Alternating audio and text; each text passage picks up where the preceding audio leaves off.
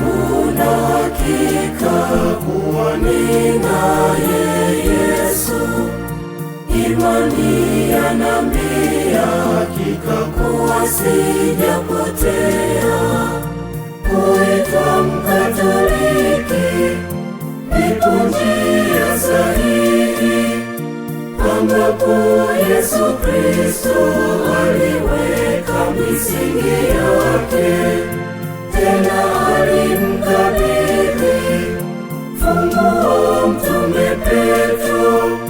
Juu ya mwamba huu nitalijenga kanisa langu, usiumbishwe ndugu imani yako.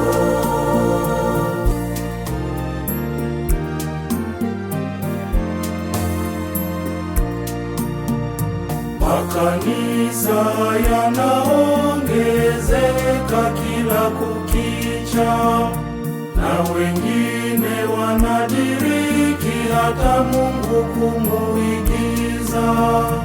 Wengine wanajiita kuwa ni mitume, na wengine wanasema wao ni manabii. Hawajui watendalo, Bwana Mungu asamehe.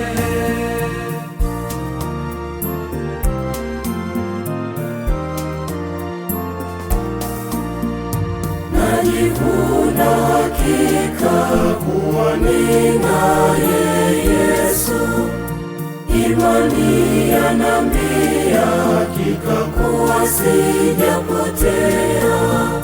Kuitwa Mkatoliki ipo njia sahihi, ambapo Yesu Kristo aliweka misingi yake, tena alimkabidhi funguo Mtume Petro. Juu ya mwamba huu nitalijenga kanisa langu, usiumbishwe ndugu imani yako.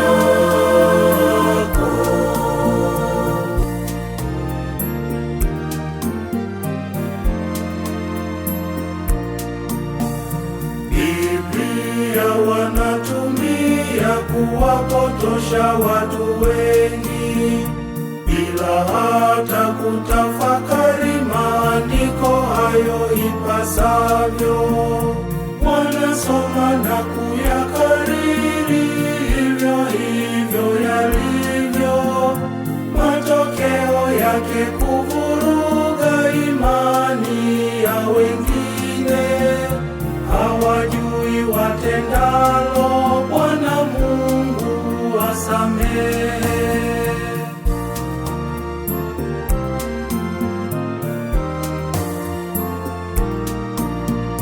Najivuna hakika kuwa ninaye Yesu, imani yanambia hakika kuwa sijapotea.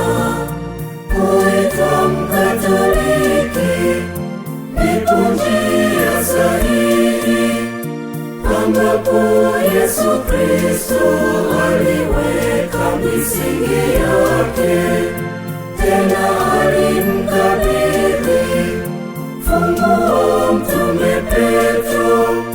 Juu ya mwamba huu nitalijenga kanisa langu, usiumbishwe ndugu imani yako.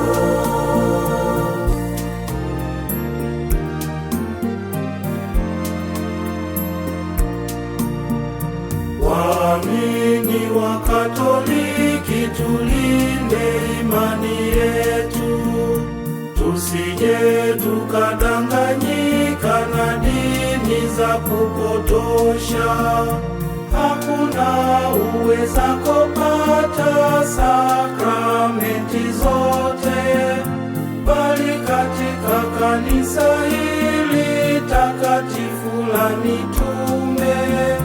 Mungu tusaidie, tuilinde imani yetu.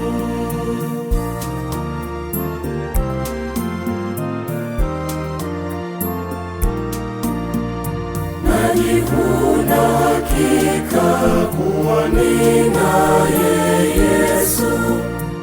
Imani yanambia hakika kuwa sijapotea. Kuitwa Mkatoliki ipo njia sahihi, ambapo Yesu Kristo aliweka misingi yake.